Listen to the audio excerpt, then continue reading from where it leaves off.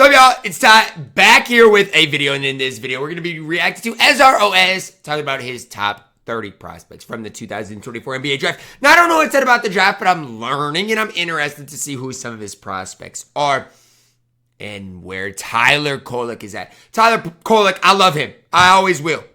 I want the Timberwolves to draft him. I'll make that known. Drop a like on the video and show love to SROS. Get your coffee ready.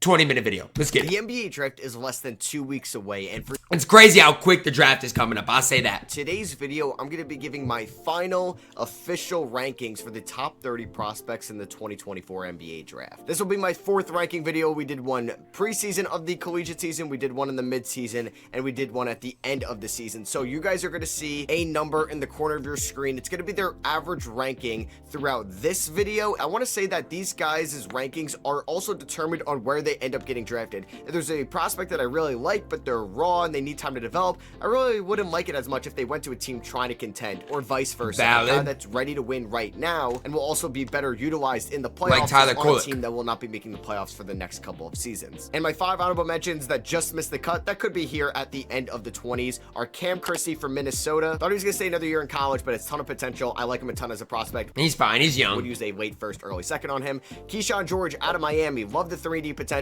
Just missed. I don't really know a ton about him. Where he gets drafted to succeed. Osei Ighodaro, the big man from Marquette. Love his feel for the game. He is so athletic. I'll say that. For the better passing big mans in this draft. KJ Simpson, point guard from Colorado, killed the combine. Super and Bobby undersized? Klitman from the NBL. Those are my 5 honorable mentions. With the NBA playoffs being in full swing, the best way to play fantasy sports. Yep, go use Underdog Fantasy. Use his code, man. They went up to obviously in the description match up to Your obvious stuff, and they of my ranking videos. It is Baylor Shireman from Creighton. Baylor Shireman at 30. I feel like I'm not a big Shireman fan. I just feel like he's so unathletic. At South Dakota State before spending the last 2 years But at he's Creighton, super so he's smart. One of the more older prospects in this draft. He definitely has a super low ceiling compared to some of these honorable mentions I just talked about. But Shireman is one of the best shooters in this class, and I think he has a very high floor. That's why I think he's a top 30 prospect in this class. He did shoot 38% from 3 last year he could on shoot 8 it. attempts a night He in a very good conference in the Big East. He's got a great feel for the game. He can work the pick and roll as a ball handler and as a screener. I think he's actually pretty versatile and can play multiple positions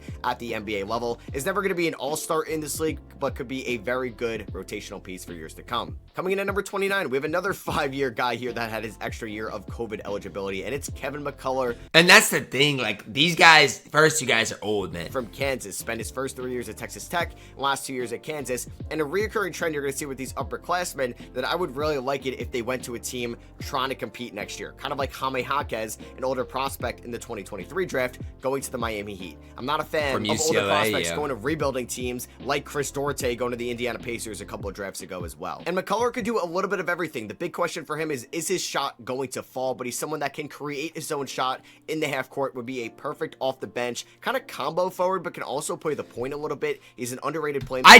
I'll be the first to say it. I've gotten so into, like, watching the NBA that I haven't watched that much college. I need to get back into it. He's physical. He can get to the line, and he's also a plus free throw shooter as well. Coming in at number 28, we have Jalen Tyson. Spent 3 years in college basketball at 3 different schools. His freshman year at Texas, crazy. Sophomore year at Texas Tech, and this past year at Cal. This guy is a bruiser. He loves contact and can get to the rim. He's good in the half court. He can play make a little bit, and we've seen a decent sample size for him being a good shooter in collegiate. Wasn't Cal horrible, though? Basketball. So I think that's going to translate over to the NBA level, and he's going to go up and get rebounds. This dude is very physical on the offensive and defensive glass, and that's why I think he's a top 30 prospect in this draft, and it can be a nice forward off the bench for a contending team. A player that I've been super high on all year, but is going to be pretty low in this top 30 is going to be Ryan Dunn. He's coming in at number 27. You guys know that I loved Ryan Dunn all year. The defense is legit. He's the best perimeter defender in this draft, better than Ron Holland, better than Stephon. I'll be the one to say it. I love guys that can defend. I love it. I love it because if you look at, like, you know, Herb Jones, for example, if somebody can defend, the rest of his game can develop. Defense travels. Hassel, better than Devin Carter. This guy is an absolute stud on the perimeter. It travels. Point of attack, can switch defensively into the passing lanes and really intercept passes with his high basketball IQ on that end of the floor. The one con about Ryan Dunn, and it's a pretty big one, is he can't shoot. The shot is super inconsistent right now.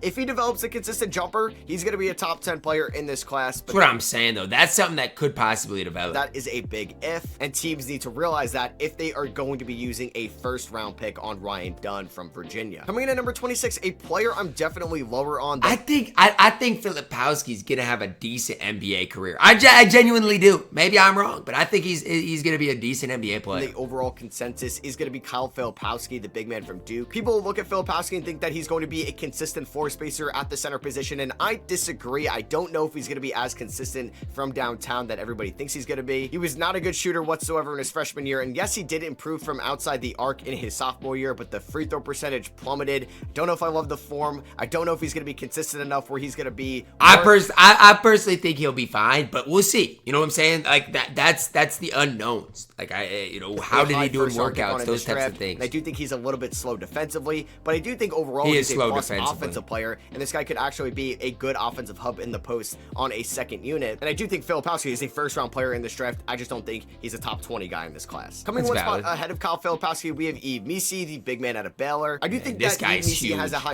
This guy's huge. Better ceiling than Filipowski. He's more athletic. He has better defensive potential, but I think that's going to be a little bit. I don't think he's going to be super impactful in his rookie year, and I could be completely wrong. He could have like a Derek Lively type rookie season, but I do think it's going to take a little bit more time. Lively was bigger than him too. He needs to develop in this league, especially if he goes to a team that does not have a good initiating point guard. But Missi should be pretty good on the back half of that rookie contract and can be a good rotational. He should be able to play D. Coming in at number 24, we have our first freshman we're going to talk this about. This is my brother wants the Wolves to take him. I just don't know. It's going to be Johnny Furphy from Kansas. I got to spend a little bit of time up close in person and watching Johnny Furphy and his smooth-looking jumper at the draft combine this year, and that is NBA ready. That will play right away. Furphy was a solid shooter last year at Kansas, but I do think it's going to take a little bit of time for him to develop in this league, especially if he goes to a team like Denver in the end of the first round. Getting thrown from Kansas to a Nikola Jokic-led system is going to be a tough transition, but I think he's going to be a very consistent shooter in this league for a long time, and if you're a team that needs some shooting like a Toronto,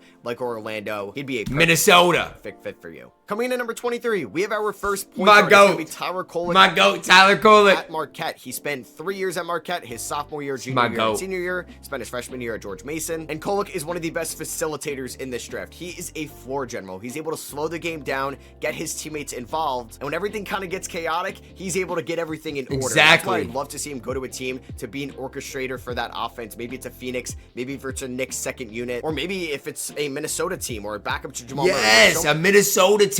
Mike Conley starting, Tyler Kolek off the bench. That's what I'm talking about. Fits in the back half of the first round for Tyler Kolek, who can give you immediate good playoff minutes in 2020. Yeah, you know what you're getting out of it. Next up, we got Tidjane Salaün coming in at number 22, French prospect Uber here. athletic. Definitely kind of all over the place with him. Someone that does have high potential, but a super low floor. I think he's comparable to Ousmane Dieng from a couple drafts ago. I don't know if he's going to be NBA ready right away, and it really depends on where he gets drafted to. Obviously, if it's OKC, he's got a little bit more time to develop until they have to pay some of those guys, but maybe if it's like a Toronto or Chicago, they want him to play next year, and there's going to be some growing pains with Salaün, but if he reaches his full potential, could be one of the more versatile he's athletic, man. Players in this draft. And coming in at number 21, we probably have the most polarizing player in this draft. It's going to be interesting where Zach Edey goes, genuinely. Where do you think he's going to fall? I have no idea. Zach Edey. I pretty much have Edey in that second tier of big man after Sarr and Klingon. And there's obviously some big man around him in this ranking. Sarr and Edey was the so best player in college basketball last year. Averaged 25 points and 12 rebounds for a Purdue team that made it to the national championship. And he's been a dominant. Purdue is good because of Zach Edey. They had some shooters, but they were good because of Edey. For the last 2 seasons. He's definitely slow out there on the defensive end of the floor.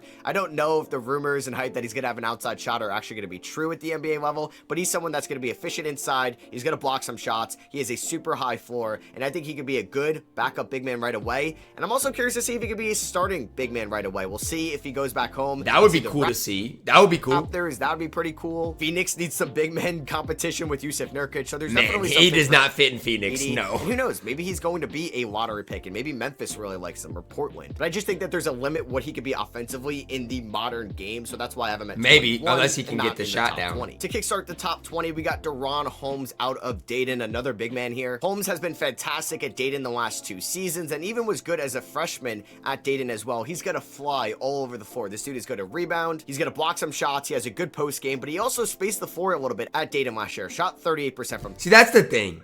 I feel like that's what people need. You just need somebody that can at least knock down corner threes. They do that.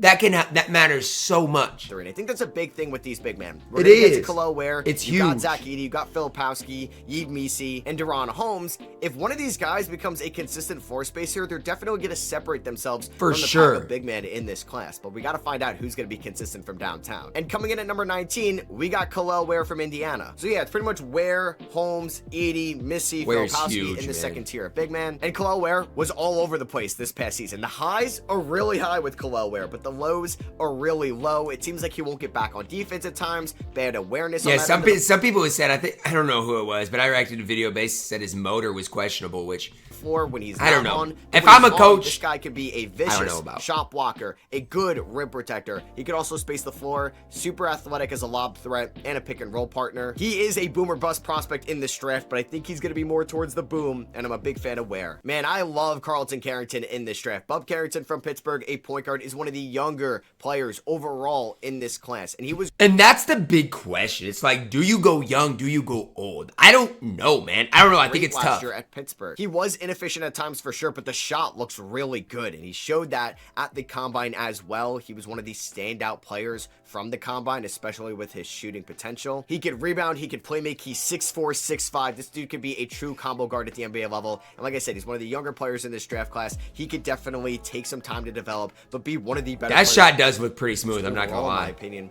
if he reaches his fullest potential. Another guy I'm super high on, probably more than the consensus, is going to be Tyler Smith, coming in at number 17 from the G League. He can Ignite. shoot it. 6'10", 6'11", Tyler Smith has a smooth looking jumper for somebody of his size. It's definitely going to play right away at the NBA level, and he's going to be a beautiful pick and pop partner for any point guard that he gets paired up with at the NBA level. I actually think he's a solid rim protector as well. Definitely going to need more time to kind of grow with his awareness. It was a poor environment at the G League Ignite last season, but he has potential. I just don't know about the G League, In my but opinion, it is he's a what it top is. 5 player from this class. I just really hope a team that drafts him invests the got right good amount of touch. time and resources into him. One of my favorite seniors in this class is going to be Tristan Da Silva. Everybody loves this guy. I'd be surprised if he don't go in the lottery. I would. Number 16 from Colorado. I feel like everybody Da Silva loves can him. do a little bit of everything. The dude can pass, the dude can shoot, he can defend, he can dribble, he can run in transition, he can score at the rim. He's going to crash the glass. He's not elite at a lot of these things, but he's good at most of them, and that's going to be a really good rotational piece for a playoff team. And I would love if he ended up in a Philadelphia, in a Cleveland, in a Miami. Coming in at 15, we got Jared McCain from Duke. McCain is one of the best shooters in this draft. He actually held up his own on the defensive end of the floor last year, in my opinion. I'd like to see him more as an on-ball player rather than an off-ball player. At Duke, he spent a lot of time off-ball with guards like Jeremy Roach and Tyrese Proctor, kind of demanding that rock over there. But wherever he ends up, I actually think he could have That maybe shot looks so an pure. Emmanuel Quickly type player comparison. And obviously Sacramento would be a great fit. Miami. And playing gosh. alongside Emmanuel Quickly in Toronto would be pretty dope. We got Jacoby Walter from Baylor. Walter is definitely a true boomer bust prospect, but I actually think the consensus is starting to get a little low on Walter. Just a couple weeks ago, he was someone that was supposed to be a lottery pick in this draft. Now he's a consensus outside the lottery guy. But Walter could actually be a good three. I feel like, and I've seen it before, people that slip in the draft normally pan out. It's crazy, but it's the truth. D-wing right away, and if he becomes more efficient at the rim, he could actually be a true efficient scorer in this league, but he's definitely raw as a prospect right now, but I think more NBA ready than some of these other raw guys that we've talked about, like a T-John Salon or a Johnny Furphy. Honestly, same traits here coming into my number 13 prospect. I think Cody Williams is going to be good. Cody Williams out of Buffalo. I do. Cody Williams showed great potential from outside the arc last year at Colorado, but on a small sample size, did not take a lot of threes last year, but he did hit 42% of them, but he only took 1.7 a night. But if Williams hits his fullest potential, this dude could be an elite defender in this I league. think at some stage during this year, he was supposed to go number 1.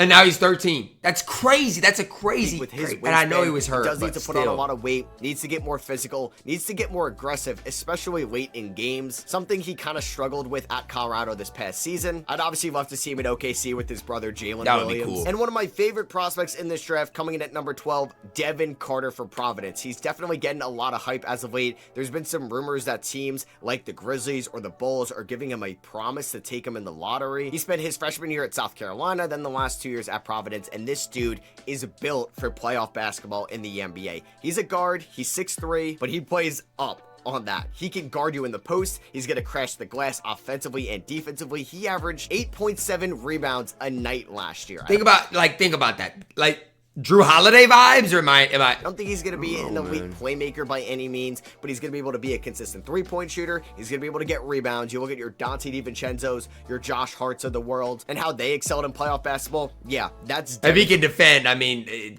that's what I'm talking about. I need to see him on a team that's going to be making the playoffs in 2025. That's why I don't really want to see him in Chicago. I'm cool with Memphis. I don't really think I want to see him in Chicago. Another boomer bust prospect in this draft, kind of like Cody Williams or Jacoby Walters, coming in at number 11, and that's Montes Buzelis from the G League Ignite. Buzelis could get a lot of comparisons to Franz Wagner. I don't really think he's a one-to-one comparison with Franz, but he's someone that's definitely going to operate at his fullest potential pretty efficiently in the half court. I don't know how he's going to be with his outside jumper. He was not good this past year at the G League Ignite, shot sub 30%, but he was a good shooter in high school. So that makes me think, you know what, maybe last year is an outlier and he does have shooting potential. I don't think it's coming right away. You Less than 30% is kind of crazy. Gotta be patient with him. And if you are, he could be super versatile with his ball handling ability at his size. It doesn't look like it's a bad jumper, positions, but he needs to go to the right team. And to kickstart the top 10, we got Dalton Connect from he's a stud, man. I know he's old, but he's a Tennessee. stud. Connect's got a cool story. He spent his first 2 years playing basketball at a JUCO, and then the next 2 at Northern Colorado. And then this past year at Tennessee, he broke out onto the scene in the SEC.